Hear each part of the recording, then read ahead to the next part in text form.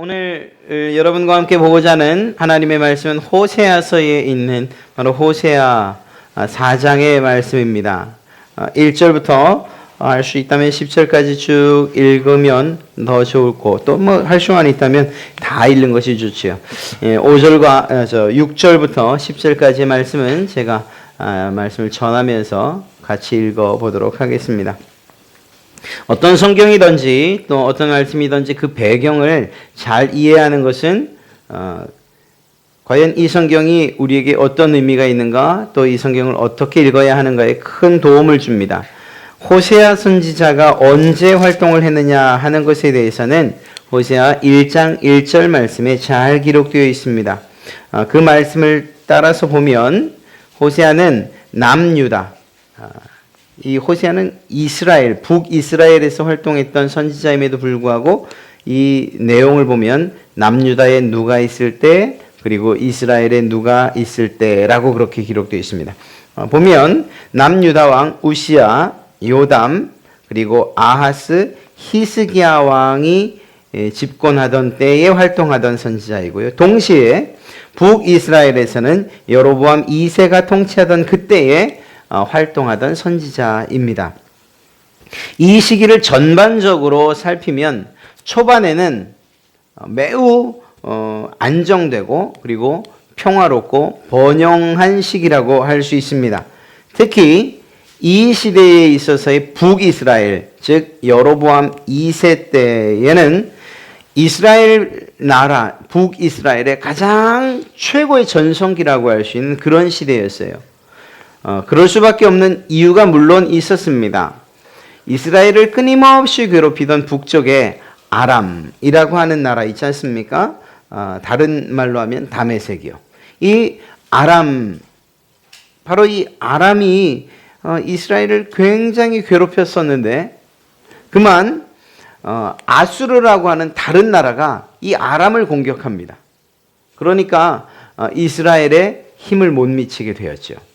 또 아수르라고 하는 이 강대국도 역시 이스라엘을 힘들게 했던 나라인데 국내외 정치적인 상황 때문에 다른 나라들을 힘들게 할 수 있는 어떤 여력이 없었어요. 그러니까 외부에서 침입이 이 북이스라엘 여로보암 초반에는 거의 없었다고 봐야 됩니다. 그러니까 외부에서 압력을 받지 않으니까 안에서부터 점점 강해져 갈 수 있었고요. 실제로 그 덕분에 솔로몬 시대에 얻었던 땅들까지 거의 다시금 회복하고 확장하게 됩니다. 그 영역을 넓히게 된 것이죠.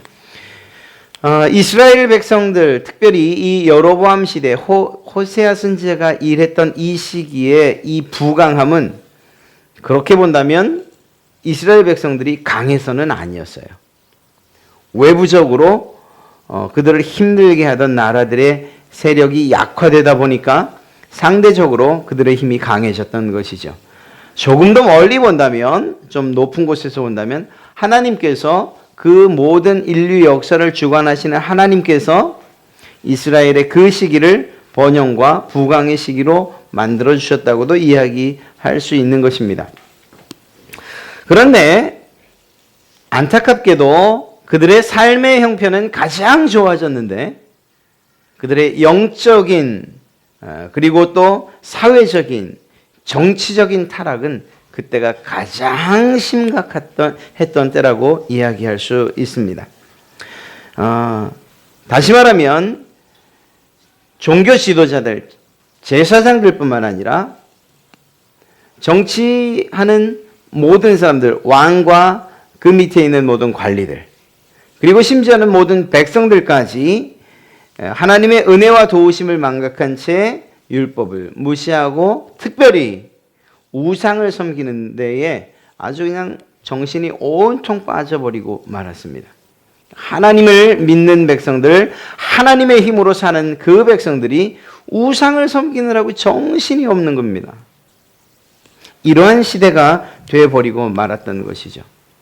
그리고 결국 이제 우리가 다시 살피겠지만 백성들 상호 간에뿐만 아니라 위아래의 이러한 타락과 그리고 또 압제 이런 것들이 너무 심각해진 이러한 때가 되어버리고 말았습니다. 이웃에게 불의를 자행하고요. 그리고 부패하고요. 결국 이러한 일들 때문에 호세아 선지자는 하나님의 그 보내심을 받아서 이스라엘 백성들을 향해서 지속적으로 얘기하는 거예요. 너희들의 이것이 잘못이다. 이것은 죄이다. 이렇게 해서는 안 된다. 그렇게 할 경우에 하나님이 이 땅을 가만두지 않으실 것이다. 하나님께서 반드시 심판하실 것인데 이스라엘은 멸망을 당하게 될 것이야. 그 일을 당하지 않으려면 지금 돌이켜 하나님에게 회개하자. 하나님께로 돌아오자. 이러한 이야기들을 호세아 선지자가 하게 됩니다. 사실 호세아 선지자만 이런 이야기를 했습니까? 모든 선지자들이 하나님의 말씀을 받아서 부패해져가고 썩어져가고 망가져가는 이스라엘과 유다를 향해서 이야기하죠. 지속적으로 말하죠. 왕에게 이야기하고 또 백성에게 이야기하죠. 그러나 그들이 안타깝게도 호세아의 이러한 이야기와 이러한 부르짖음에 귀를 막았고 결국 북이스라엘은 아수르의 살만 에셀 5세에게 멸망을 당하고 맙니다. 사마리아 성이었죠. 그 북이스라엘의 수도가 사마리아 성이 함락되는 것으로서 멸망되게 되고 결국 아수르의 이 모든 사람들은 끌려가서 포로가 되어지는 이런 비극적인 결말을 맞게 됩니다. 사랑하는 성도 여러분, 이스라엘 백성들의 가장 좋은 시절, 살만한 그런 시절, 풍요로웠던 시절, 그러나 안타깝게도 그 겉모양과는 다르게 속으로는 완전히 썩어져 버린 이러한 시대였다는 것을 우리는 오늘 말씀을 통해 보게 되는 것입니다. 하나님께서는 호세아 선지자를 통해서 내가 너희 이스라엘 백성들을 얼마큼 사랑하는지 아느냐 하는 것과 동시에 너희가 나를 얼마만큼 배반했는지 아느냐라는 이 두 가지를 동시에 보여주십니다. 호세아 선지자는 다른 선지자들과 다르게 말로만 이야기했던 선지자가 아니에요. 다른 선지자들 물론 그 가운데에는 하나님께서 하라고 하시는 일들, 그 일들 멍에를 진다든가 아니면 행구를 꾸린다든가 이런 여러 가지 하게 하신 일들을 한 사람들도 있지만 이 호세아와 같이 이 호세아 선지자처럼 아예 자기의 모든 인생을 하나님의 예언을 위해서 내드린 사람도 없어요. 호세아 선지자가 하나님에게 처음 받은 명령이 무엇이죠? 야, 어느 곳 가면 음란한 여인, 자기 몸을 팔아 삶을 살아가는 그러한 여인이 있는데 그 여인을 찾아가 너의 아내를 삼아라 이렇게 얘기를 합니다. 사실 지금으로 이야기하면 호세아 선지자 하나님의 말씀을 대언하는 또 그리고 전하는 그러한 선지자 아닙니까? 목사라고도 이야기할 수 있고요. 선교사라고도 이야기할 수 있고요. 어찌됐거나 이렇게 하나님의 말씀을 증거해야 하는, 그래서 삶에 있어서 거룩하고 그리고 또 정결함을 요구하는 그러한 자에게 하나님이 명령하신 거예요. 음란한 여인을 아내로 맞으라고. 그리고 또 음란한 자식들을 낳으라고 이야기하십니다. 호세아는 그 이야기대로 했지요? 예, 했습니다. 이것으로 끝난 게 아니었습니다. 얼마 시간이 지나자 그 아내가 집을 나가버려요. 다른 남자하고 눈이 맞아서. 지금 시체 말로 말하면 목사 아내가요. 선지자 아내가 말입니다. 그러면 어떻게 해요? 하나님께서 버려라. 아니요. 찾아가. 가서 다시 데리고 와. 자, 이러기를 반복합니다. 자, 이것을 통해서 하나님은 이 호세아 선지자가 어떠한 마음으로 하나님의 말씀을 전하길 원했는지 알 수 있는 거예요. 하나님이 원하신 건 뭐죠? 내가 너를 통해 전하는 내 마음이 어떻다는 것을 알고 좀 전해주면 안 되겠니? 호세아에게 이야기하는 거예요. 너 마음이 어떻니? 네 아내가 정말 너만 사랑하는 것이 아니고 다른 남자를 사랑한다고 할 때에, 그리고 그를 쫓아갈 때 네 마음이 어떻니? 답답하고 안타깝고 속상하고, 그래 내 마음이 지금 그렇다. 그 마음을 가지고 이스라엘 백성들에게 좀 전해라. 나만 바라봐야 하는, 그리고 내가 나의 아내로 삼은 이스라엘 백성들이 지금 그런 모습을 하고 있지 않니? 참된 신, 유일한 신 하나님, 나 하나님 한 분밖에 없는데, 나 하나밖에 없는데 내가 아니라 아세라 신 찾아가고 바알 신 찾아가고 거기에서 그 음란한 짓들을 행하며 하나님을 아는 백성으로서, 하나님의 백성으로서, 하나님의 자녀로서, 하나님의 신부로서의 삶을 망각한 채 그렇게 살고 있지 않니? 네 아내가 그럴 때 어떤 마음이 드냐? 내 마음이 지금 그렇다. 가서 이야기 좀 해라. 하나님께서 호세아 선지자를 통해서 자신의 마음과 그 하나님의 마음을 그대로 증거하기를 원하셨던 것입니다. 그렇게 호세아 선지자는 하나님의 말씀과 명령에 따라 순종하여 하나님의 말씀을 대언하는 역할을 너무 잘 해 갔습니다. 자, 오늘 4장의 말씀에 오늘 우리가 말씀을 읽다 보니 없는 것과 있는 것 이렇게 두 가지로 나누어 생각하게 됩니다. 1절 중반 부분을 보면 이 땅에는 진실도 없고 인애도 없고 하나님을 아는 지식도 없습니다. 반면 있는 것들이 있습니다. 2절에 오직 저주와 속임과 살인과 도둑질과 간음뿐이요 포악하여 피가 피를 뒤음이라. 이것들은 있는 것입니다.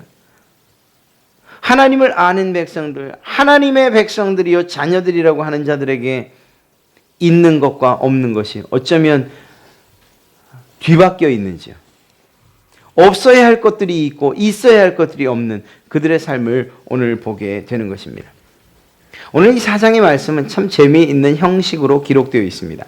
하나님께서 재판을 벌이십니다. 재판장에서 고소장을 법관에게 제출하는 거예요. 물론 오늘 이 말씀의 법관도 하나님이고 고소하는 고소인도 하나님이시죠. 피고는 누굴까요? 이스라엘 백성들이에요. 하나님께서 이스라엘 백성들을 고소하십니다. 뭐라고 하십니까? 1절 말씀을 보면 이스라엘 자손들아 여호와의 말씀을 들으라. 여호와께서 이 땅 주민과 논쟁하시나니, 이 논쟁이란 말이 바로 그러한 의미를 담고 있습니다. 논쟁, 법적으로 소송했다는 것입니다. 그래서 현대어 성경에는 다음처럼 기록하고 있습니다. 여호와의 말씀을 들어라. 여호와께서 너희를 걸어 고소장을 제출하며 다음과 같은 죄목들을 열거하신다. 이렇게 이야기하고 있습니다. 하나님께서, 보다 못한 하나님께서 이스라엘 백성들의 죄를 고소장을 써서 법원에다가 내버린 거예요. 그래서 이제 피고되는 이스라엘 백성들을 불러 놓으시고 또 그를 고소한 하나님도 그 자리에 계시고, 물론 그 법관의 자리에 역시 하나님이 계시고 말입니다. 고소하는 거죠. 이스라엘 백성들, 내 아내 된 이들이 이러이러한 잘못들을 저지르고 있으니 이거 어떻게 하면 좋습니까? 그래서 실제적으로 판결이 납니다. 하나님께서 그들의 백성들을 돌아보지 않기로. 이러한 고소를 당하고 있는 이스라엘 백성들, 그들의 삶을 우리가 좀 살펴볼 필요가 있습니다. 아까 이미 말씀드렸지만 외형적으로는, 그리고 그들의 삶의 질에 있어서는 굉장히 좋아졌습니다. 먹고 살기도 부족하지 않았고요. 더군다나 외부의 침입이 없었기 때문에, 다른 나라에서의 침입이 없었기 때문에 심적으로 평안함을 누리고 살았습니다. 아주 살만했습니다. 좋았습니다. 그런데 안타깝게도 살만한 그 모습, 그 내면을, 그 깊은 곳으로 좀 더 자세히 그곳을 들어가 보면 사실은 그곳에 무엇이 있었는가? 저주와 시기와 살인과 도둑질과 간음이 있었다는 거예요. 하나님께서 서로 백성 삼아서 너희들이 이렇게 살아야 한다. 서로 도우며 살아야 하고, 윗사람은 아랫사람을 생각하고 아랫사람들은 윗사람에게 때로는 순종과 복종하며 살아야 된다. 제사장은 하나님의 말씀을 받아서 백성들에게 전해야 하고, 그 말씀을 들은 백성들은 하나님의 말씀에 순종해서 그렇게 살아가야 한다. 너희들이 살아갈 때에 하나님 외에는 다른 신이 없는 것을 알아서 그것들에게 절하거나 그것들을 섬겨서는 안 된다.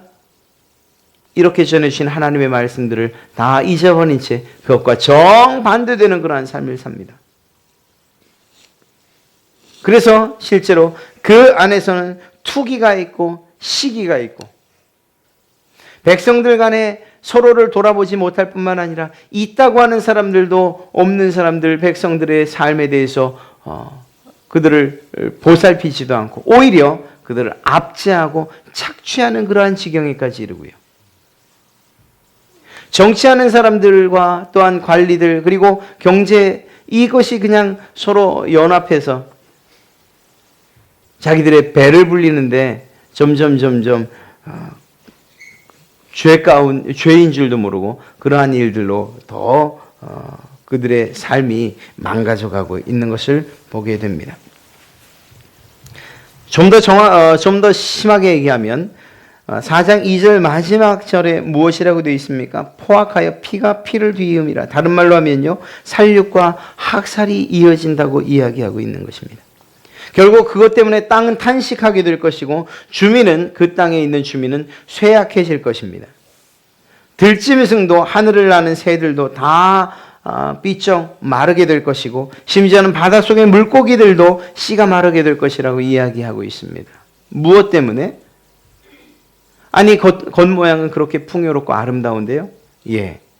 그러나 그들의 삶이 그렇게 되고 말 것이라고 이야기하고 계신 것입니다. 사랑하는 성도 여러분, 이들의 삶이 없어야 될 것들이 있게 된 이유가 무엇인가요? 왜 저주와 사기와 살인과 도둑질 그리고 서로가 서로를 힘들게 하는 일들, 압제하는 일들 이런 일들이 생긴 것일까요? 있어야 할 두 가지가 없기 때문입니다. 그것이 무엇인가? 바로 오늘 말씀하고 있는 진실과 그리고 하나님께서 그들에게 베풀어 주신 인애, 사랑이 없기 때문이라는 거예요. 진실이 무엇입니까? 진실이 과연 무엇을 말하는 것입니까? 하나님께서 진실하신 분이십니다. 예, 진실하다라는 말은 확실하다, 견고하다라는 그러한 의미를 담고 있는 거예요. 또 다른 표현하면 무엇을 믿다라는 그러한 단어입니다. 진실. 그러니 진실한 백성이라고 한다면 하나님을 향해서 온전히 하나님을 믿는 백성이라고 이야기할 수 있는 거죠. 여러분, 이 진실함은 하나님과 우리의 사이에만 있어야 되는 것입니까? 하나님과 사람 사이에만 있어야 되는 것인가요? 아니에요. 그렇지 않습니다. 하나님과 여러분이 진실하시다면 그 진실은 반드시 여러분의 옆에 있는 모든 사람들과 나누어져야 되는 거예요. 하나님에게 진실하다고 말한다면 우리는 사람에게도 진실해야만 합니다. 그런데 이스라엘 백성들의 지금 상황은 어떤 상황이냐? 우리는 하나님 앞에 진실합니다 라고 말하고 있지만 그러나 그것이 거짓인 것이 사람과 사람 사이에 진실함이 없는 그러한 시대가 되어버리고 말았기 때문입니다. 사람과 사람이 믿어야 하는데 믿지 못하는 시대가 되어버렸어요. 이스라엘, 바로 이 호세아 선지자가 일하던 바로 이때 말입니다. 믿기는커녕 어떻게 하면 속일 수 있을까? 어떻게 하면 내가 더 많은 것들을 누릴 수 있을까? 내가 더 많은 것을 가질 수 있을까? 상대방 생각하지 않는 거죠. 사랑하는 성도 여러분, 진실하다는 것, 하나님과의 관계 가운데서 진실해야 합니다. 우리의 신앙이 진실해야 합니다. 우리의 마음이 하나님 앞에 진실해야 됩니다. 지금처럼 이렇게 예배드리는 모습만을 통해서는 우리가 진실하다, 그렇지 않다는 것을 알 수 없어요. 지금은 다 진실해 보여요. 그러나 우리의 삶은 이 예배의 시대뿐만 아니라, 이 시간뿐만 아니라 이곳을 떠나서 우리의 집으로 갈 때에도, 우리의 직장에서도, 그리고 우리의 삶의 터전 가운데 이웃을 만날 때, 아니면 작은 어린아이 하나를 대할 때에도 여전히 이 진실함이 드러나야 합니다. 재직 세미나에서 그러한 글자를 아마 여러분들이 썼던 거 기억하실 것입니다. 코람데오. 네, 하나님의 면전에서, 하나님 앞에서 행하듯이 그렇게 우리가 마음을 가지고 있다면 우리는 늘 진실하게 살 수 있을 거예요. 예배를 드려도 내가 하나님 앞에 예배합니다, 하나님의 면전에서 예배하고 있습니다라는 생각을 하지 못하면 그 예배는 진실하게 드릴 수 없어요. 반대로 우리가 그 어느 곳을 가 있다 할지라도 누구와 이야기하고 누구와 삶을 살아간다 할지라도, 아니 혼자 있는 곳에서라도 코람데오. 하나님의 면전에서 하나님의 앞에서 말하는 것처럼, 이야기하는 것처럼, 생각하는 것처럼, 행동하는 것처럼 그렇게 생각할 수 있다면 우리는 언제나 진실할 수 있는 거예요. 그렇게 볼 때 이스라엘 백성들에게 진실이 없다라는 말은 무엇이겠습니까? 하나님 앞에서 사는 백성들처럼 그렇게 살지 못했다는 거죠. 그렇지 않겠어요? 하나님이 옆에 보고 계신다고 생각하는데 어떻게 속이는 일을 할 수 있겠습니까? 하나님이 옆에 보고 계신다고 생각하는데 어떻게 우상에게 절하는 일들을 할 수가 있겠습니까? 하나님이 옆에 계시고 내 앞에 계신데 어떻게 거짓을 말할 수가 있냐는 거예요. 이스라엘 백성들이 거짓을 말했다, 우상을 섬겼다, 죄를 저질렀다 하는 그 이야기는 하나님이 없는 것처럼 여기고 살았다는 거예요. 그런 그들을 진실하지 못하다라고 이야기하는 것이죠. 사랑하는 성도 여러분, 우리에게 있어야 할 것이 무엇인지 아십니까? 그것이 바로 이 진실함이 있어야 된다는 것입니다. 이 진실함이 없을 때 우리는 그 진실함이 없는 것으로 인해 하나님께서 요청하시는 열매가 아니라 하나님이 기뻐하지 않는 열매들을 맺힐 수밖에 없는 거예요. 때로는 거짓, 때로는 속이는 일들, 때로는 이렇게 얼굴에 한꺼풀 뒤집어 쓰는 위선과 가식들, 이런 것들을 맺을 수밖에 없는 거죠. 사랑하는 성도 여러분, 우리에게 어떤 열매가 있는가, 내가 이런 열매를 맺어야지 원하신다면 그 뿌리가 어디에 담겨 있는가를 살펴봐야 할 것입니다. 우리가 어느 가지에 접붙여져 있는가를 살펴봐야 된다는 것이에요. 여러분 안에 하나님께서 여러분에게 요구하시는 이러한 진실함이 있어서 하나님 앞에서뿐만 아니라 모든 사람들에게도, 그래서 우리의 삶에 드러난 모든 삶의 열매들이 이 진실함의 열매들이 맺히기를 간절히 축원합니다. 하나님 앞에서 진실하십시오. 하나님 앞에서 진실하시다고 여러분이 정말 고백하시면 그것은 어떻게 나타날까요? 여러분이 만나는 사람들을 통해서, 또 여러분들이 있는 직장과 여러분의 가정 가운데에서 여러분의 진실함을 통해 나타나게 될 것입니다. 속이지 않아요. 그것도 내 작은 이익을 위해서 누군가를 속이는 이러한 일들은 결코 할 수가 없을 거예요. 여러분 안에 하나님을 향한 진실함이 있다면 말입니다. 그런데 이것이 지금 누구에게 없다고요? 이스라엘 백성들에게 없다고요. 또 없는 것이 있습니다. 바로 인애가 없다고 말합니다. 사랑이 없는 것입니다. 하나님께서 사랑 아닙니까? 하나님께서 이스라엘 백성들에게 베풀어 주신 게 사랑이에요. 어떤 방법으로 베풀어 주셨습니까? 애굽 땅, 이집트 땅에서 430년 동안 노예 생활을 하던 그들을 구원해 주시기로, 그래서 그들에게 나라를 만들어 주시기로, 땅을 주시기로 약속하셨어요. 그리고 그들을 구해내 주셨고요. 기적과 이적을 통해서 그들을 이끌어내셨어요. 그냥 끄집어낸 것뿐만 아니고 그들을 인도해 가는 가운데에서 하나님이 끊임없이 그분의 사랑을 이스라엘 백성들에게 보여주셨어요. 하나님의 사랑이 없었다면 그들이 굶어 죽을 수밖에 없었죠. 생각해 보세요. 지금처럼 무슨 냉장고, 자가 발전기 가지고 다닐 수 있는 시대 아니잖아요. 지금이라고 하면 그러면 이 발전기 하나 들고 그리고 냉장고라도 싣고 다니겠지만 그때는 그거 안 되잖아요. 그러니 이집트에서 나올 때 싸온 식량들이 과연 얼마나 갔겠습니까? 길게 2주간 갔다, 한 달 갔다, 길게 잡아 1년 갔다고 칩시다. 그래도 그것들이 다 떨어지고 나면 결국 그들은 먹을 것조차 없는 아주 비참한 삶을 살 수밖에 없는 거예요. 그런데 결코 그들은 비참하지 않았어요. 오히려 풍족하게 살았어요. 모자르지 않게 살았어요. 이유가 무엇이죠? 하나님의 사랑이 있었잖아요. 그래서 그 사랑이 날마다 그들을 깨워 먹이셨습니다. 목이 마를 때 먹이셨고요. 때로는 고기가 먹고 싶다. 그러면 메추라기를 통해서 그들을 먹이셨어요. 그들의 옷도 헤어지지 않았고 그들이 신었던 신발도 헤어지지 않았어요. 그들은 40년 광야길을 헤매고 다녔다고 말하지만 그러나 헤맨 것이 아니었어요. 그들의 앞에는 반드시 불기둥과 구름기둥이 있었어요. 이것이 무엇이죠? 하나님의 사랑하심, 하나님의 인자하심, 하나님의 자비하심이 그들을 그렇게 인도했던 것입니다. 사랑하는 성도 여러분, 그런데 그렇게 가나안 땅에 들어가서 그리고 그곳에서 그들이 원하던 왕을 얻게 되었고 그 왕으로 인하여 살아가는 그들이 무엇이라고 말합니까? 어떻게 살아가고 있습니까? 이러한 하나님의 사랑을 다 잊은 채 하나님의 사랑을 배반하고 살아가고 있었던 거예요.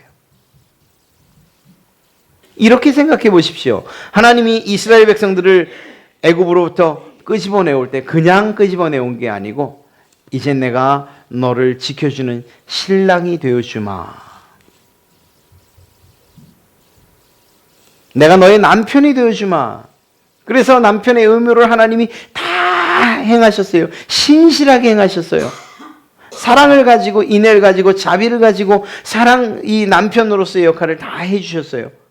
광야의 위험과 그 어려움 가운데서 다 보호해 주시면서 안고 오셨어요. 어디까지요? 가나안 땅까지요. 가나안 땅에서도 하나님이 보호해 주셨어요. 이방인들의 침략과 가나안 족속들로부터 말입니다.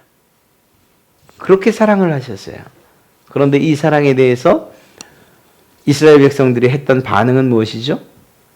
하나님의 사랑은 너무 따분해요. 고리타분하고요.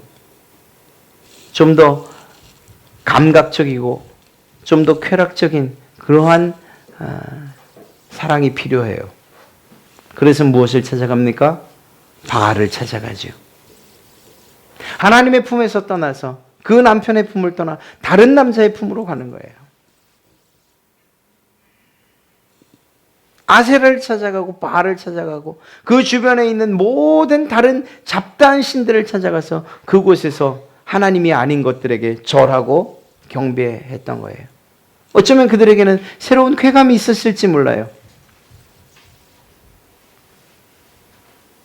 제가 늘 말씀드리잖아요. 가나안족 속의 이방 신들, 가나안 땅의 신들은 그 신들을 제사하는데 반드시 성적인 이러한 행위가 따라간다고요.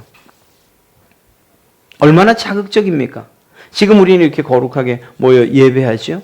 여기에서는 어떠한 그런 음란한 일들 있을 수가 없어요. 그런데 그들의 신들을 섬길 때는 반드시 그것이 포함이 돼야 돼요.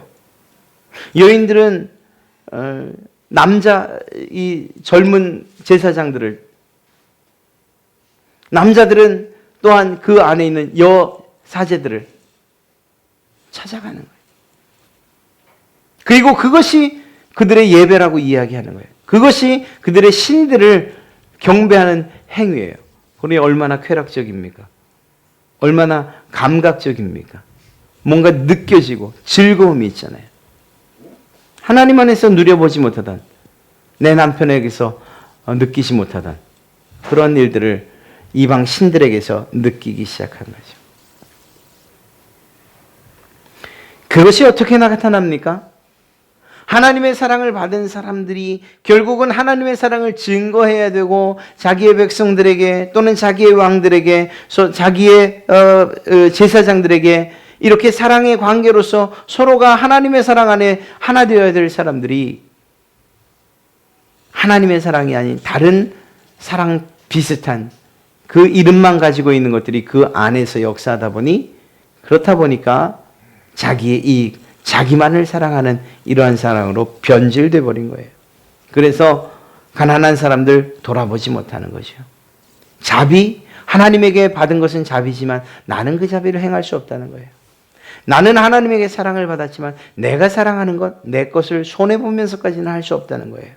오히려 내 배를 배불리기 위해서, 그래서 정치 있는 이 왕들은 자기의 왕의 권력과 힘들을 이용해서, 관리 또한 자기들의 힘들을 이용해서, 제사장, 하나님과 하나님에게만 제사라는 그러한 중요한 직분을 가지고서 세워놨음에도 불구하고 그것을 망각한 채 백성들에게서 자기의 이익을 취해가는 이러한 잘못된 이러한 삶이 세상이 돼버리고 만 것입니다.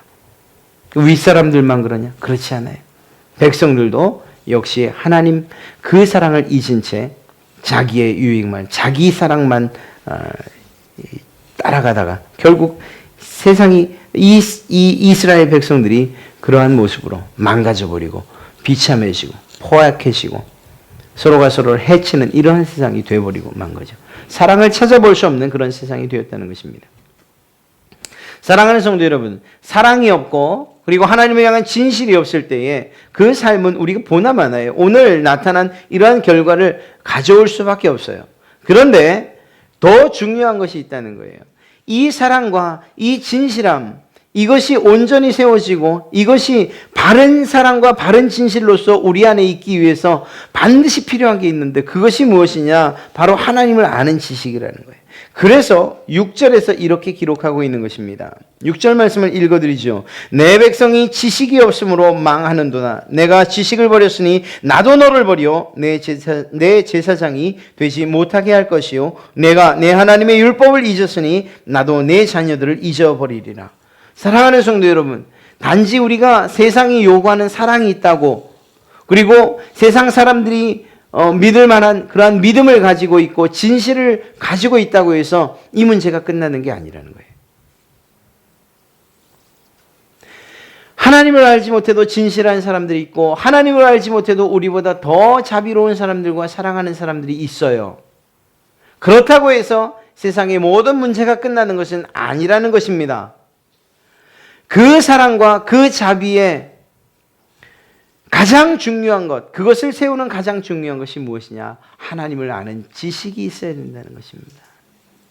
이스라엘 백성들에게 없는 것이 바로 그것이었어요. 1절 마지막에 하나님을 아는 지식도 없고. 사랑하는 성도 여러분, 하나님을 아는 지식이 없을 수 있습니까? 이스라엘 백성들에게? 아니에요. 그럴 수가 없어요. 이스라엘 백성들은 하나님으로 인해서 시작된 민족이었기 때문이죠. 그분과 함께 살아온 민족이었어요. 하나님 없이는 살 수 없는 민족이었어요. 그럼에도 불구하고 그 안에 하나님을 아는 지식이 없다고 말하는 거예요. 정말 우리가 지금 이 말씀을 듣는 우리가 가슴이 뜨끔해질 수 있는 거예요. 여러분 얼마만큼 예수님을 믿으셨어요? 10년? 20년? 처음 교회 나오기 시작한 지가 언제예요? 저는 어머님 뱃속부터 다녔다고 하니까 49년을 다녔네요.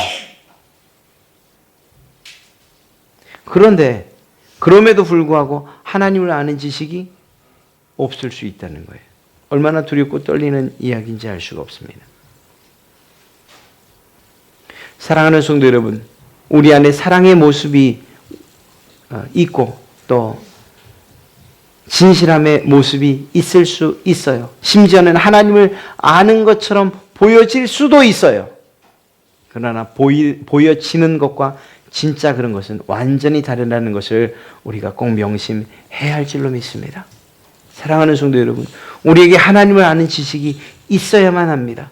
그 하나님께서 우리에게 내가 어떤 신이라는 것을 늘 말씀해 주시는데 그것에 귀를 열고 하나님에 대해서 알아갈 필요가 있다는 것입니다. 말씀을 통해서 배우는 것이고요.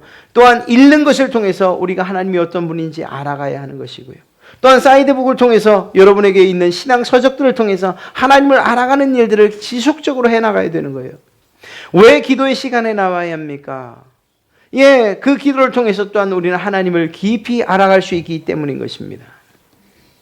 사랑하는 성도 여러분, 여러분이 정말 하나님을 사랑하시고 또한 하나님 안에서 진실하기를 원하신다면 그 하나님이 어떤 분인가를 아는 일에도 열심 내셔야만 할 것입니다. 만약에 그렇지 못하다면 우리에게 있는 것은 하나님을 향한 진실한 그리고 하나님을 향한 그 마음과 또 하나님을 아는 지식이 없는 상태에서의 진실함과 사랑, 그것은 그저 모양에 불과한 거예요. 그런 모양.